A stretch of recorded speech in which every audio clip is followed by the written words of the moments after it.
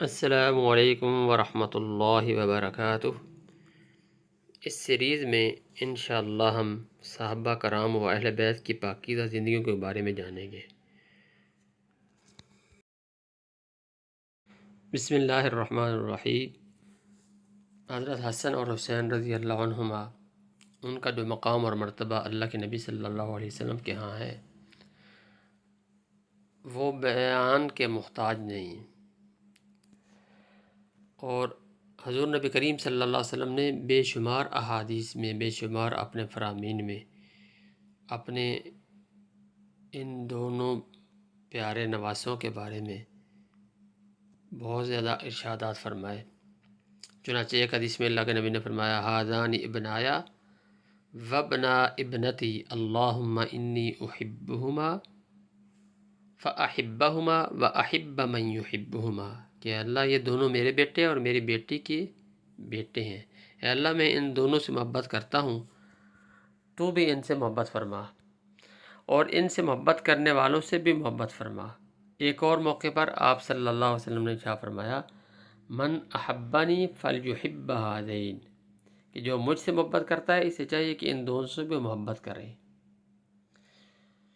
اور ایک اور حدیث میں اللہ کے نبی نے فرمایا: حسن اور حسین رضی اللہ عنہما دنیا میں میرے دو پھول ہیں۔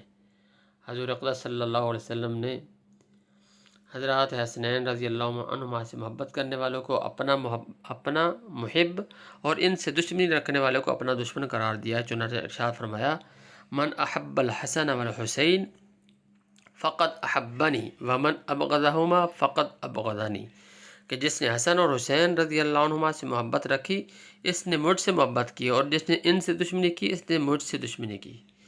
حضور نبی کریم صلی اللہ علیہ وسلم کے مرض الوفات میں ایک دن حضرت فاطمہ رضی اللہ عنہما حضرات حسنین رضی اللہ عنہما کو لے کر حضور نبی کریم صلی اللہ علیہ وسلم کی خدمت میں حاضر ہوئی اور عرض کیا: یا رسول اللہ، یہ دونوں آپ کے بیٹے ہیں، انہیں کسی چیز کا وارث بنا دیجیے۔ تو اللہ کے نبی صلی اللہ علیہ وسلم نے فرمایا کہ جو حسن ہے اس کے لیے میری ہیبت اور سرداری، اور جو حسین ہے اس کے لیے میری بہادری اور سخاوت ہے۔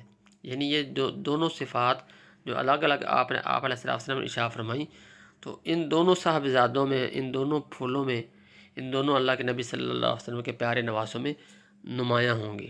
چنانچہ جو ہے تاریخ میں جو ہے مشہور واقعات ہیں، حضرت حسین رضی اللہ عنہ سخاوت میں، بہادری میں بہت زیادہ آگے تھے، اور حضرت حسن رضی اللہ عنہ ہیبت اور سرداری میں اللہ تعالیٰ نے ان کو نوازا تھا۔